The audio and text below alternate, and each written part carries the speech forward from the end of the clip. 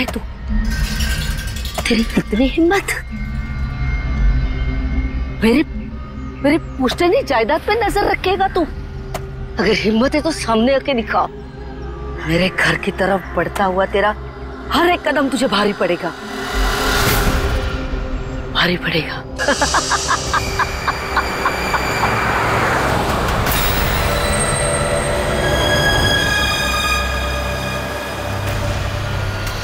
यार यहाँ पे तो कोई भी नहीं दिख रहा, किससे पूछूं? इतना घना जंगल है, कोई साइन बोर्ड भी नहीं है यहाँ पे।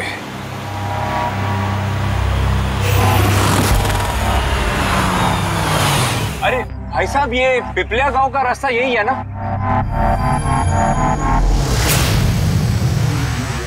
अरे सुनो ना भाई साहब, अरे बड़ा अजीब आदमी है।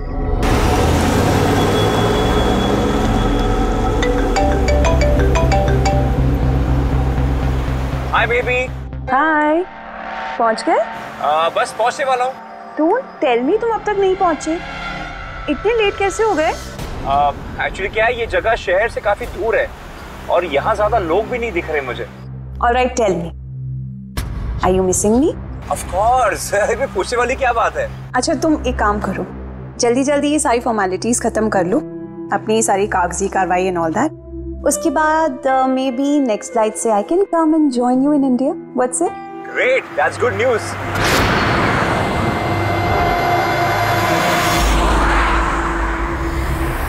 अच्छा बेबी, मुझे लग रहा है कि मैं पहुंच गया हूँ, वो मकान दिख रहा है मुझे। अरे ये गेट क्यों बंद है?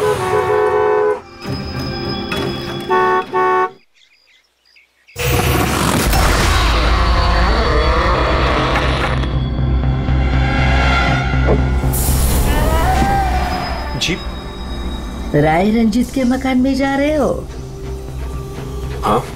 मत जा, वो तेरी जिंदगी की सबसे बड़ी गलती होगी। मत जा। लेकिन आप कौन है? मैं तुम्हारी मौत, तुम्हारी मौत।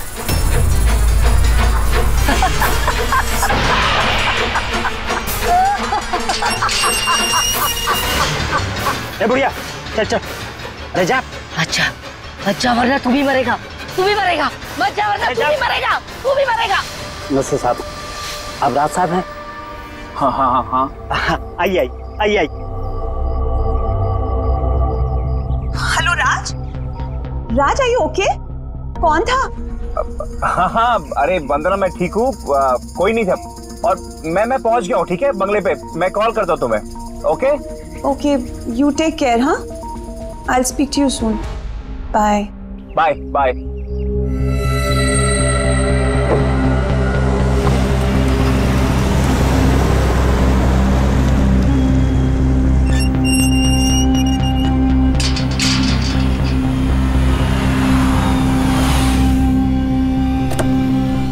आइए साहब।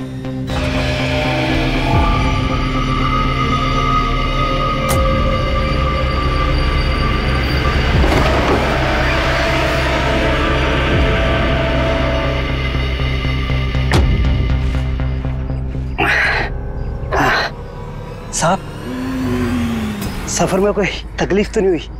नहीं, लेकिन वो औरत कौन थी?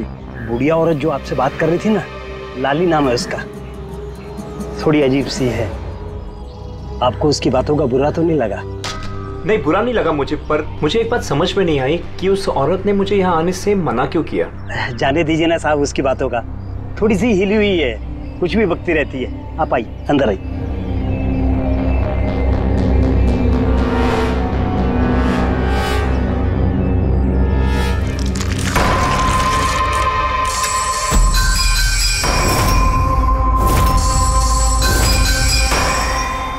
ये आदमी तो मुझे बीच रास्ते में मिला था।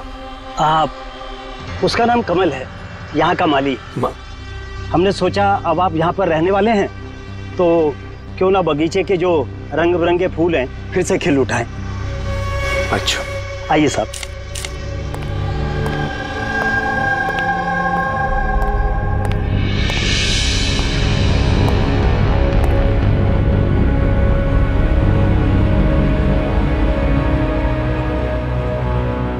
अच्छा एक बात बताइए जी। यहाँ कितने साल से काम कर रहे हैं आप?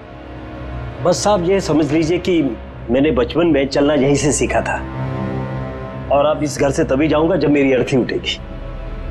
साहब अब ये घर आपका है,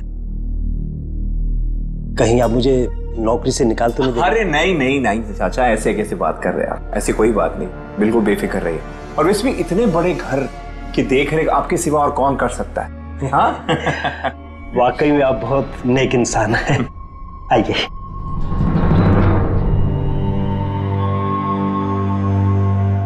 साहब ये है आपका रूम, वॉशरूम उधर है, आप फ्रेश हो जाइए, तब तक मैं आपके लिए खाने पीने का बंदोबस्त करता हूँ। ठीक है। ठीक है साहब।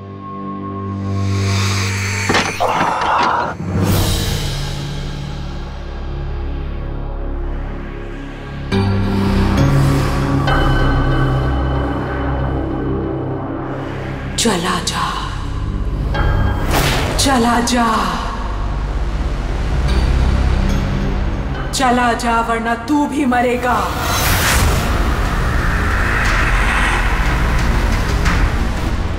कौन?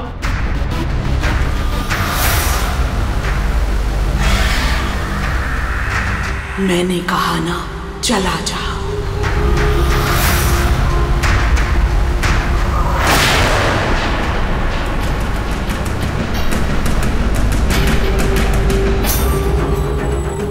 कौन है?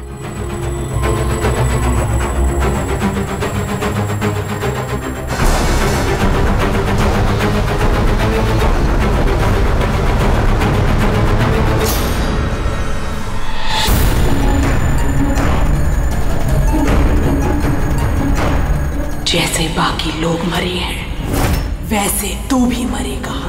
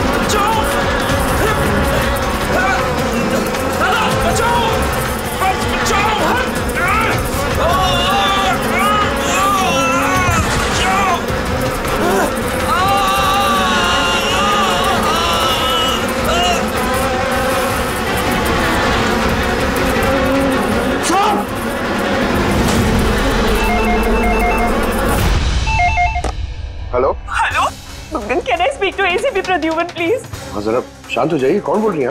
मैं कौन बोल रही हूँ, मुझे क्या काम है, मैं सिर्फ उन्हें बताऊंगी। Can you just make me speak to him right now, please? एक मिनट होल्ड करिए। सर, हाँ सर, फोन कॉल है। सर कोई लेडी है, बहुत रो रही है, कह रही है सिर्फ आपसे बात करेगी। Hello hello, ACP Pradyuman. हाँ मैं एसीपी प्रद्युमन बोल रहा हूँ। सर, हाँ कहिए। सर मैं वंदना बोल रही हूँ अमेरिका से। हाँ बताइए। सर मेरे साथ बहुत बहुत बहुत बुरा हुआ सर।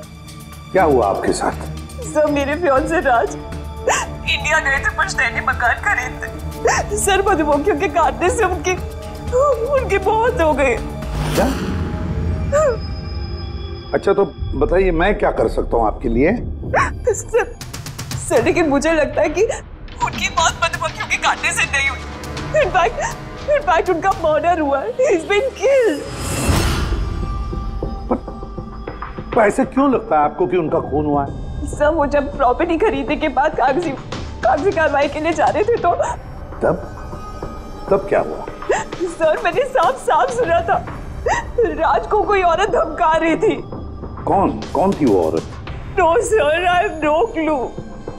जरा एक बात बताइए, क्या आपके राज की यहाँ इंडिया में किसी के साथ कोई दुश्मनी थी, कोई झगड़ा वगड़ा हुआ था? नहीं सर, राज की किसी के साथ कोई एनिमिटी, कोई दुश्मनी नहीं थी। इनफैक्ट राज तो इंडिया में किसी को जानता ही नहीं था। तो फिर कौन कर सकता है ये? कौन जान ले सकता है राज की? क्या आपको किसी पर शक है? नहीं सर, कोई शक नहीं सर। राज तो एक नेक काम करने जा रहे थे। कैसा काम? He wanted to start an orphanage। सिर्फ एक अनाथ आश्रम खोलना चाहते थे वो। वाकई नेक काम है, लेकिन किससे खरीदने वाले थे मकान वो? सब मकान तो वो ऑलरेडी खरीद चुके थे गवर्नमेंट से नीलामी के बाद। वो सिर्फ इंडिया कागजी कार्रवाई के लिए गए थे। देखिए, एक काम कीजिए, सारे के सारे डिटेल मुझे भेज दीजिए, मैं आपकी पूरी की पूरी मदद करूंगा, ठीक है? सर मैंने सीआईडी के बारे में बहुत सुना। सर मुझे भी जस्टिस मिलेगी ना? वंदना जी, मैं आपसे वादा करता हूं, आपको पूरा का पूरा इंसाफ दिलाएंगे हम, और जिसने भी आपके राज के साथ बुरा किया है उसे हम सजा दिलवाएंगे। वंदना, उसका मंगेतर राज अमेरिका से इंडिया आता है मकान खरीदने, अनाथ आश्रम चलाने, और राज की मौत होती है मधुमक्खी के काटने से। इंटरेस्टिंग।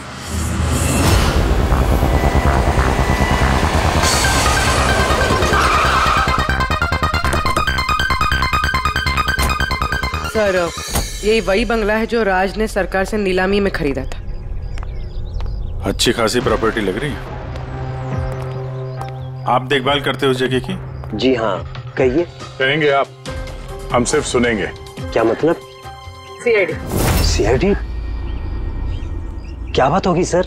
राज राकेश नाम के एक आदमी का खून हुआ है यहाँ पे। बहुत बुरा हुआ सर उनके साथ। उन्होंने ही सरकार से ये मकान खरीदा था। हाँ, उन्हीं की बात कर रहे हैं। उनका खून नहीं हुआ, मधुमक्खियों के काटने से उनकी मौत हुई है। मैंने खुद अपनी आंखों से देखा था।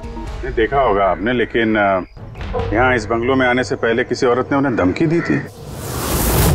कुछ जानते हो उस औरत के बारे में?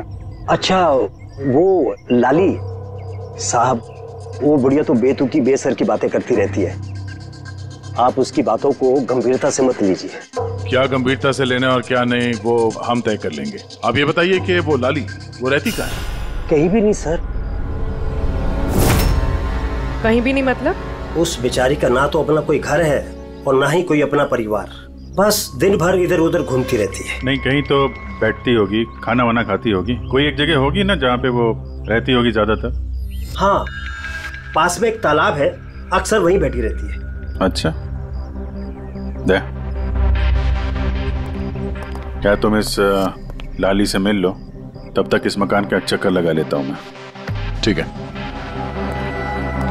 अब जरा वो जगह दिखाओ जहाँ पे खून हुआ था। आइए साहब। राज साहब यहाँ गिरे पड़े थे।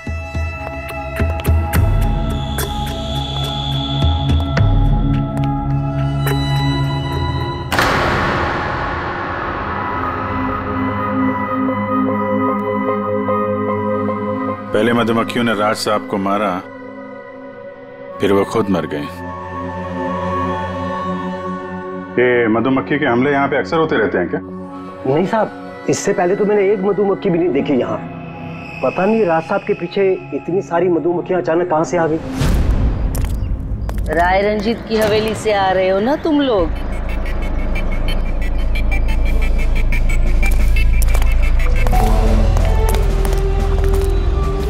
क्या कहा आपने? राय रंजीत के मकान से लौट रहे हो? आप कौन है? क्यों गए थे वहां? अपनी मौत को दावत देने गए थे? सब लगता है ये लाली है।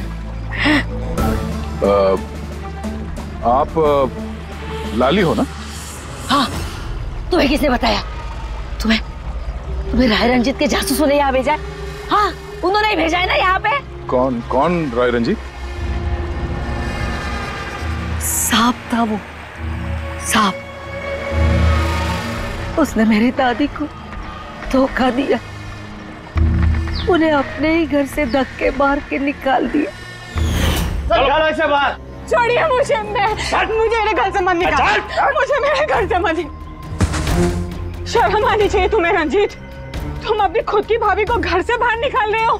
कम से कम अपने भैया का तो लिहाज किया होता। अरे उनका क्या लिहाज करना, उन्होंने खुद ही तो अंगूठा लगाकर ये घर मेरे नाम किया है। तूने उन्हें शराब पिलाकर धोखे से अंगूठा लगवाया था। अब क्यों किया, कैसे किया, इस गहराई में जाने से क्या फायदा। समझने वाली बात तो ये है कि ये मकान अब मेरा है और तू सड़क पर आ गई है। चलो निकलो इसे यहाँ से।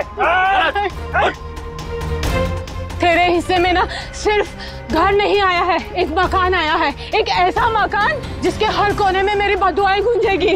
मैं तुझे श्राप देती हूँ, सिर्फ तू ही नहीं, इस घर का जो भी मकान मालिक बनेगा वो जिंदा नहीं बचेगा। मौत का खेल होगा यहाँ, मौत का खेल। अब तक कितने लोग मरे? वो सब लोग मर गए जिन्होंने वो मकान खरीदना चाहा। तुम लोग वो घर मत खरीदना, तुम भले लोग लग रहे हो, वरना तुम्हारी बीवी विधवा हो जाएगी।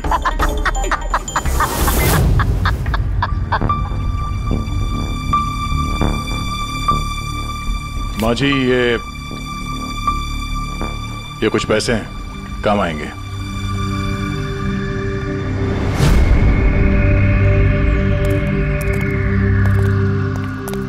सर, लगता नहीं है इसका राज की मौत में कोई हाथ है। ये तो खुद बेचारी सदमे और विश्वास में लग रही है। हो सकता है राज की मौत कोई मर्डर ही ना हो, कोई हादसा हो।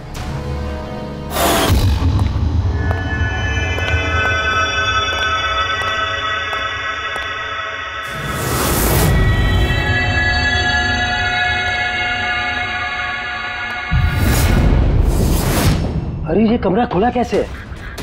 ये तो बंद था। एक मिनट रुको, शायद राज ने खोला।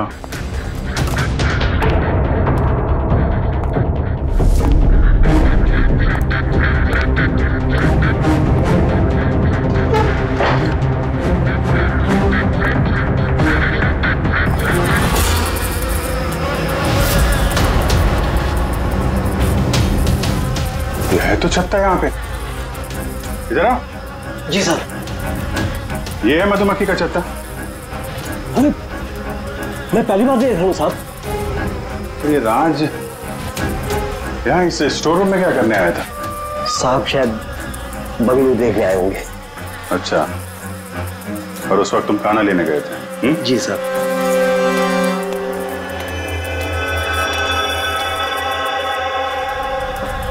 वो कौन है? वो कमल है साहब, यहाँ का माली। जब राज साहब की मौत हुई थी तो ये था यहाँ पे? जी हाँ था। कमल, इधर आओ, साहब बुला रहे। जी सर। कमल, जब राज साहब की मौत हुई थी तो यहाँ आसपास किसी अनजान आदमी को देखा था तुमने? कोई अजीब सी घटना हुई हो? नहीं साहब। तो ये छत्ता यहाँ पे है तो तुम्हें कुछ काम करने में परेशानी नहीं होती? मधुमक्खी ने काटा नहीं तुमको कभी? नहीं सर, मधुमक्खी तो तब काटती ना जब यहाँ कोई छत्ता होता। पहले तो मैंने ये छत्ता यहाँ देखा ही नहीं साहब। क्या बात कर रहे हैं? हाँ साहब, मैंने आपसे पहले कहा ना कि इससे पहले इस घर में हमने एक मधुमक्खी भी नहीं देखी। कमाल है। फिर ये छत्ता आया कहाँ से? और मधुमक्खियों ने राज को ही क्यों काटा? ये तो कोई एक्सपर्ट ही बता सकता है। आसान के क्या पता चला राज की मौत के बारे में? मौत कैसे हुई? बॉस, इसकी मौत मधुमक्खियों की वजह से हुई है। यार तुझे पूरा यकीन है राज की मौत मधुमक्खियों की वजह से ही हुई है? हाँ बॉस, ये डॉक्टर ने जो रिपोर्ट बनाई है मैंने वो भी देख ली। इस राज का अच्छी तरह से चेकअप भी कर लिया। मुझे पूरा यकीन है राज की मौत मधुमक्खियों के डंक के जहर की वजह से ही हुई है। सर, बचपन में मुझे मधुमक्खी ने काटा था, मैं तो जिंदा हूं। हाँ सालू के साहब, पंकज पे जहर का असर क्यों नहीं हुआ? यानी पंकज को मधुमक्खी ने काटा था, मधुमक्खियों ने नहीं काटा था। बॉस, अगर एक दो मधुमक्खी काटे तो बात समझ में आती है, लेकिन सैकड़ों मधुमक्खियां अगर हमला कर दे तो इट्स इम्पॉसिबल। मधुमक्खियों के डंक से साळुंखे कहता है कि राज की मौत मधुमक्खियों के डंक से हुई है, मधुमक्खियों के जहर से। और राज की मंगेतर वंदना कहती है कि राज का खून हुआ है।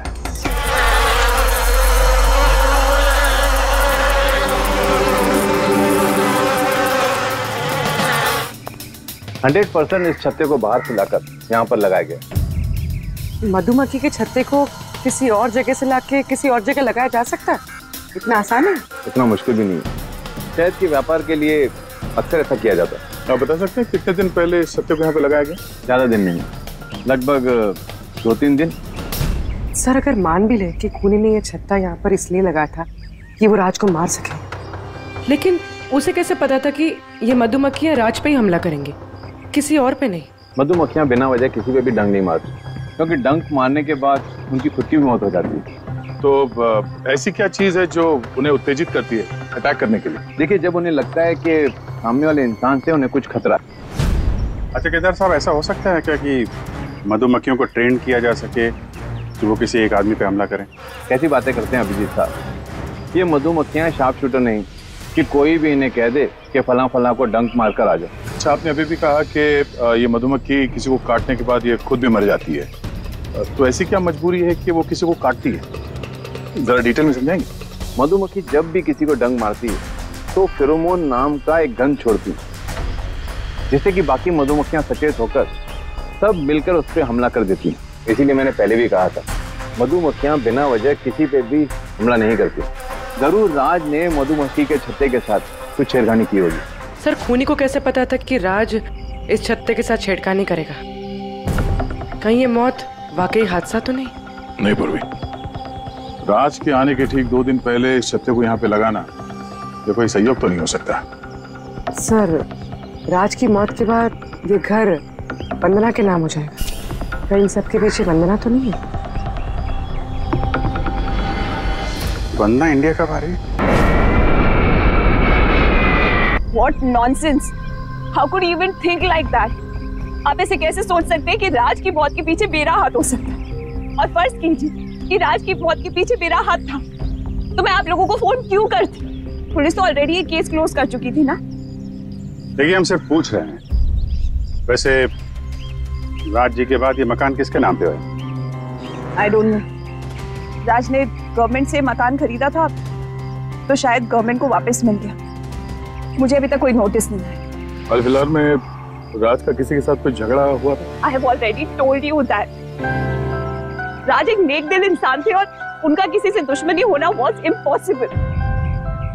अगर मुझे पता होता कि राज की नेक दिली उनकी जान ले लेगी तो मैं उन्हें कभी इंडिया आने नहीं देती। ये अनाथ आश्रम खोलने का ख्याल राज जी के दिमाग में कैसे आया? राज खुद अनाथ थे, इसलिए वो दूसरे अनाथ बच्चों की फीलिंग समझते थे। वो अनाथ बच्चों को घर जैसा माहौल देना चाहते थे, और जैसे उन्हें पता चला कि गवर्नमेंट ये मकान नीलाम कर रही है तो राज ने सबसे ऊंची बोली लगाकर ये मकान खरीद लिया। तो कहीं इस राज की मौत का कारण ये घर तो नहीं है? हो सकता है कोई और भी इस घर को खरीदना चाहता था, राज बीच में आ गया इसलिए। What? कोई इतना नीच कैसे हो सकता है? इस दुनिया से इंसानियत उठ गई है क्या? इंसानियत है वंदना जी, इंसानियत है, लेकिन कुछ लोग हैं जो इंसानियत में जहर घोलने पे तुले हुए हैं। पता करते हैं किस किस को दिलचस्पी थी इस प्रॉपर्टी में। देखिए सर, मैं आप लोगों को नहीं बता सकता हूँ कि राज जी के अलावा किन किन लोगों ने इस नीलामी में हिस्सा लिया था। सॉरी। क्यों नहीं बता सकते? देखिए, ये सरकारी सर इंफॉर्मेशन है, ऐसे किसी के साथ शेयर नहीं कर सकता हूँ मैं। हम भी तो सीआईडी का ही काम कर रहे हैं। हाँ, वो सब ठीक है, लेकिन क्या है कि अगर सरकारी नोटिस मिल जाए तो मैं ये आपको इन्फॉर्मेशन दे सकता हूँ, उसके बिना नहीं दिखा सकता सर। तो नोटिस मिल गया। आप खुश हैं? आप देखिए, अगर काम कायदे से होता है तो अच्छा लगता है। हाँ ठीक है, ये लीजिए, ये लीजिए। कुल मिलाकर सर 12 लोग थे जो इस बंगलों को खरीदना चाहते थे सर। इस बंगलों के पास एक्चुअली सरकार एक हाईवे बना रही है, इसलिए सब लोग बढ़ चढ़कर बोली लगा रहे हैं और हर कोई इस बंगलों को खरीदना चाहता है। अच्छा, ये राज जी की मौत के बाद अब ये मकान किसको मिलेगा? देखिए, राज जी ने कागजी कार्यवाही पूरी नहीं की थी, इसलिए नीलामी अब दोबारा से होगी और जो विजेता होगा उसको ये बंगलो मिल जाएगा। आई सी। और ये नई नीलामी कब होगी? देखिए सर, अभी उसकी डेट तो तय नहीं है सर, लेकिन आपको एक बात और बताना चाहूंगा सर कि राज जी से जितने भी बिल्डर्स थे वो काफी भड़के हुए थे, काफी नाराज थे, क्योंकि उन्होंने सबसे ज्यादा बोली लगाई थी। नहीं सर, एक्चुअली उन्होंने डेडलाइन के बाद बिड सबमिट की थी सर, इसी वजह से लोग नाराज थे उनसे। लेकिन अगर डेडलाइन के बाद उन्होंने बिड किया था तो सरकार ने एक्सेप्ट कैसे कर लिया? सर एक्चुअली वहां पर वो अनाथ आश्रम खोलना चाहते थे और सर अमेरिका से जो इंडिया का वक्त का फर्क है सर वो 9.5 घंटे का है, इसलिए सरकार ने वो बिड एक्सेप्ट कर ली थी। देखिए, अब घर तो उसी को मिलेगा जिसकी किस्मत में होगा सर। किस्मत में नहीं भी होगा तो उसने अपनी किस्मत की रेखाएं बदलने के लिए कोशिश तो की होगी और जरूर इस लिस्ट में से ही कोई होगा वो। ललित जी, अब तो ये दोबारा नीलामी होगी, तो जिन लोगों ने अप्लाई किया है इस दूसरे नीलामी के लिए, क्या हम उनकी लिस्ट देख सकते हैं? नो सॉरी, ये लिस्ट आपको मैंने इसलिए दिखा दी कि ये नीलामी हो चुकी है, लेकिन वो जो नई लिस्ट आने वाली है सर वो तो आप किसी भी कीमत पर नहीं देख सकते। अरे अरे अरे अरे साळुंखे, तू क्या करने क्या जा रहा है यार? क्या सुन रहा हूं मैं? जो सुना है सही सुना है बस। क्या सुना? रिजाइन हो रहा है तू? हाँ। क्यों क्यों? बस मेरा टाइम आ गया। क्या टाइम आ गया? 1 मिनट टाइम है यार अभी। अरे ये टाइम नहीं यार। तो फिर देखो, हर इंसान को लाइफ में एक न एक दिन रिटायरमेंट लेना पड़ता है ना, चाहे वो क्रिकेटर हो, म्यूजिशियन हो, कोई भी हो। मेरा भी टाइम आ गया, मैं भी रिटायरमेंट ले रहा हूँ। अबे कहाँ जा रहा है तू? ये देख लो। ये क्या है? देख लो देख लो। यार क्या तू कर रहा है सालू के? समझ में नहीं आ रहा है ये। एयर टिकट कहाँ जा रहा है? हाँ, लंदन। अरे वाह रे वाह। पंकज कैंसिल कर। नहीं नहीं, कैंसिल नहीं होगा। अबे रिफंड मिल जाएगा, पैसे वापस मिल जाएंगे, कल की टिकट है, डोंट वरी। मुझे रिफंड नहीं चाहिए, मैं जा रहा हूँ वापस। यार तू ऐसे कैसे जाएगा? क्या हुआ क्या? अरे इतनी बड़ी गलती होगी कि शर्म आ रही है अपने आप पर। ऐसी कौन सी गलती हो गई? वो मधुमक्खियों वाला केस। मधुमक्खियों वाला केस? हाँ यार, हादसा नहीं है बॉस, वो खून है खून। यही मुझसे गलती हो गई। मधुमक्खी के एक्सपर्ट से बात हो गई तेरी? क्या बताया उसने? यार एक्सपर्ट से भी बात की, मैंने अच्छी तरह से चेक भी किया, तब मुझे पता पड़ा ये तो हादसा नहीं है, खून है। मधुमक्खियों को तो वो हथियार के तौर पर इस्तेमाल कर रहा है यार। सालों के सब वो किसे? देखो, मधुमक्खियां कब आती हैं इंसान के पास? जब उन्हें फेरोमोन की गंध आती, तभी ना। हाँ, जब उन्हें इंसानों से खतरा लगता है तब मधुमक्खियां इंसान के पास आती है, डंक मारती है। बस यार, यही मुझसे गलती हो गई। ये मैंने सोचा ही नहीं कि फेरोमोन तो बनाया भी तो जा सकता है ना यार। हाँ यार, फेरोमोन तो आर्टिफिशियली भी बनाया जा सकता है, लेबोरेटरी में, फैक्ट्री में। मतलब किसी ने ये आर्टिफिशियल फेरोमोन बनाया और वो किसी भी तरह से राज के शरीर पर लगा दिया। बस मधुमक्खियां आ गई और उस पर अटैक कर दिया। साळुंखे, उठ उठ उठ, पिपलिया गांव चला जा। वहां पे जहां पे राज का खून हुआ, राज का सारा सामान चेक कर, पता तो चले ये फेरोमोन वहां पर आया कैसे और किसने इस्तेमाल किया ये फेरोमोन राज पर। Yes boss. ये रहा सर, राज का सारा सामान इस सूटकेस में। ठीक है सर, एसीपी साहब बता रहे थे आप रिटायर होने वाले हो। कब है आपका लास्ट वर्किंग डे? आपके लास्ट वर्किंग डे से 1 दिन के बाद। मतलब नहीं आ रहा है। अच्छा दया, एक काम करो, मैं बाहर जाता हूँ और तुम जो है ना, एक एक करके सामान मुझे बाहर पकड़ाओ, तो पता करते हैं कि कौन से सामान में फेरोमोन है। ठीक है सर? ये पकड़ेंगे आप? जरा रख लीजिए थोड़ी देर के लिए। दिखेगा ना बाहर? दिखेगा। मधुमक्खी है इसके लिए कह रहा था। अभिजीत हो तुम? हाँ। ये पूर्वी है। हाँ। ये दया। अरे दिख रहा है सर। चलिए चलिए चलिए, संभाल के सर, संभाल के। हाँ। लीजिए सर।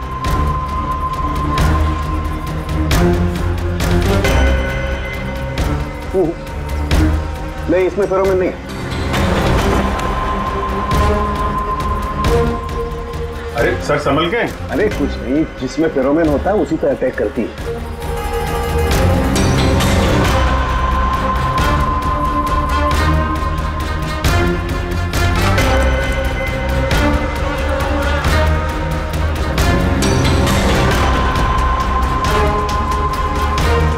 यार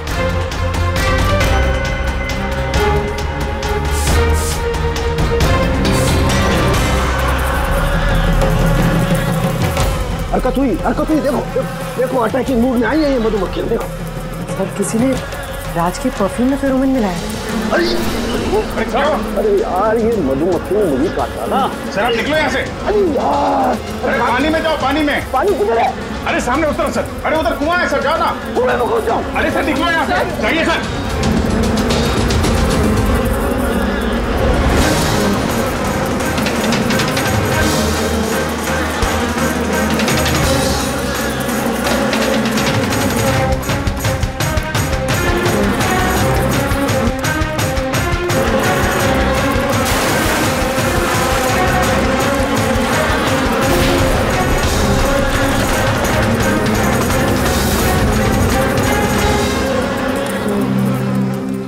ठीक हो सर? बाप रे बाप, ये मधुमक्खियां आपको रिटायर नहीं होने देंगी सर। बाहर निकालो मुझे। आइए मधुमक्खी। अरे नहीं, आइए। हेलो जी, नमस्ते, कैसे हैं आप? जी मैं चंदूमल फंडूमल कंकेशवास। अरे वाह, बहुत लंबा नाम है आपका। बताइए क्या काम था आपको? जी वो नीलामी के लिए आया था मैं। वो पुराना वाला बंगलो हाईवे के पास, वो खरीदना है मुझे।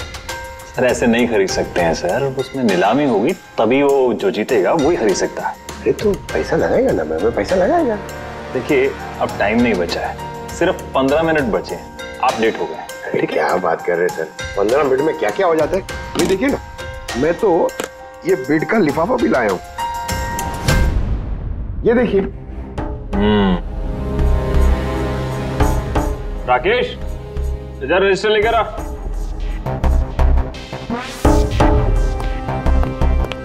साहब को दो, एंट्री कीजिए साहब। हाँ यहाँ पर एंट्री कर दीजिए। अच्छा,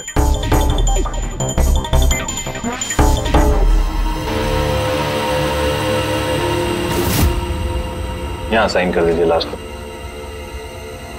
गुड, लाइक। अच्छा, वेरी गुड, ये तो अच्छा हो गया सर। वो बंगले का चाबी? मजाक कर रहे हैं? अरे चाबी ऐसे थोड़ा ना मिलता है। अरे भाई बोली लगेगी, नीलामी होगी, उसके बाद जो जीतेगा उसको मिलेगा। भाई क्या बात कर रहे हैं आप? बिड तो मैं ही जीतूंगा, ये पक्का है। भाभी और बच्चों को मेरा प्यार देना, ठीक है सर? Thank you. पता नहीं कहाँ कहाँ से चले आते हैं, कमाल है।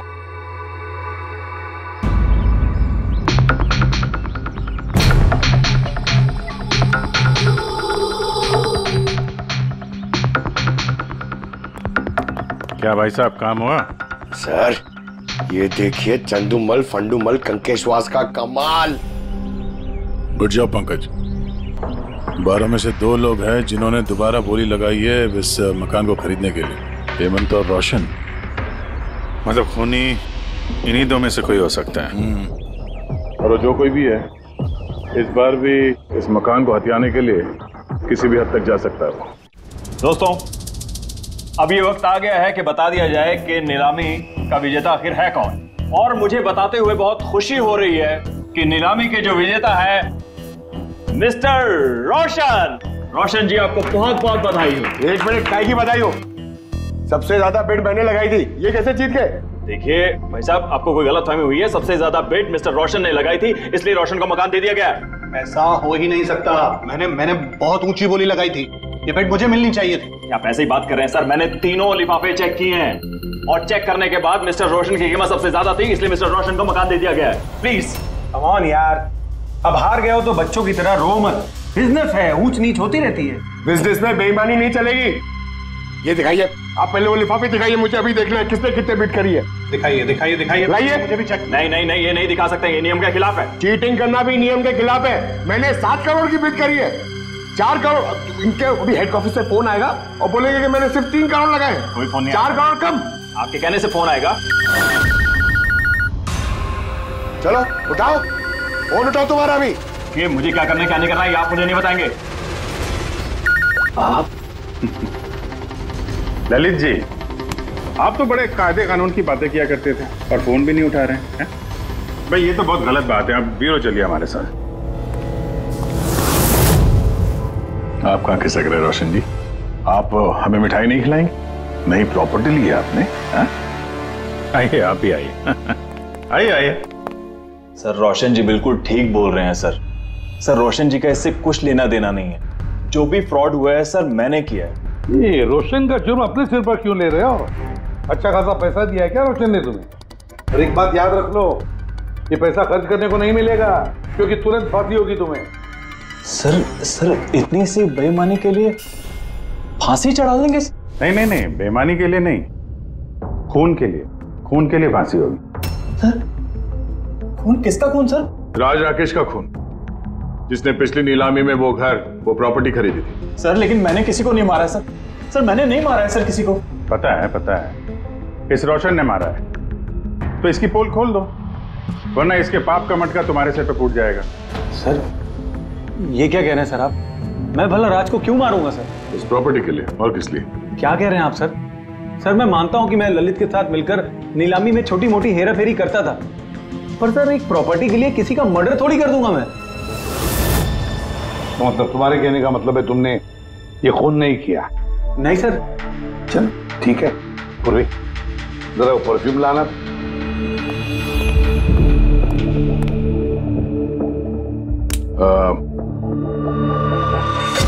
ये परफ्यूम छिड़क दूं? बाहर मधुमक्खियों का छत्ता है, क्या बोलता है? Sir perfume? हाँ आपकी मर्जी सर, लेकिन हमारे इस केस से परफ्यूम का क्या लेना देना सर? मुझे वाकई पता नहीं इस परफ्यूम का कोई इस केस से संबंध है। सर जी हम सच कह रहे हैं सर, राज जी की मौत से हमारा कोई संबंध नहीं है सर। ललित बिल्कुल ठीक कह रहा है सर।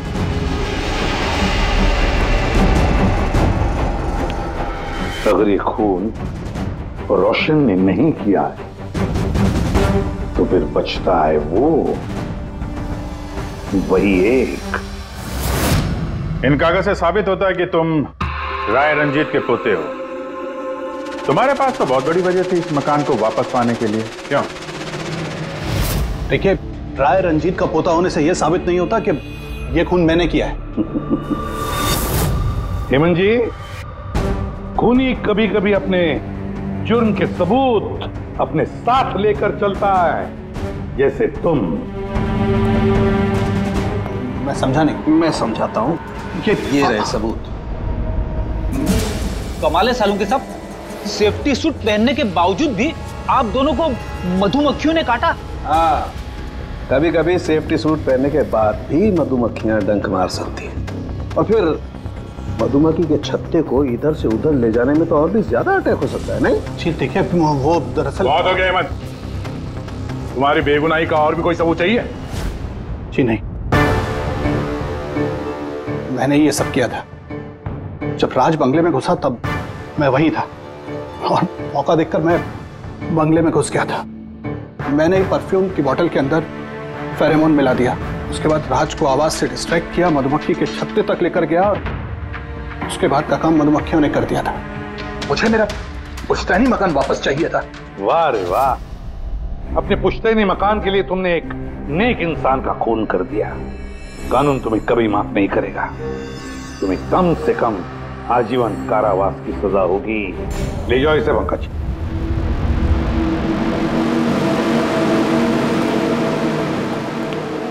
पंखे,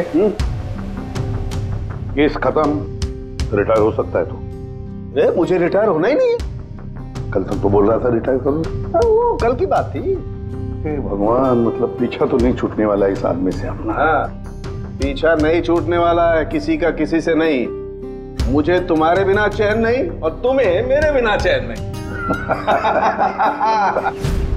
ये लीजिए, सरकार ने बंगलो अब राज से आपके नाम करने का निर्णय लिया है। उम्मीद है कि अब आप मिस्टर राज के अनाथ आश्रम खोलने का सपना पूरा कर पाएंगे। राज के जाने के बाद मेरी लाइफ का यही मकसद रह गया है, उसका आखिरी सपना पूरा करना। But thank you so much Raj को जस्टिस दिलाने के लिए। हमने जो कुछ भी किया वो तो हमारा फर्ज था। आपको और कोई मदद की जरूरत हो तो हमें जरूर याद करिएगा। कभी कभी आते रहिएगा, उन बच्चों को भी आपसे इंस्पिरेशन मिलेगी। ये भी कोई पूछने की बात है? हो सकता है उन बच्चों में हमें कोई हमारा नया CID ऑफिसर मिल जाए।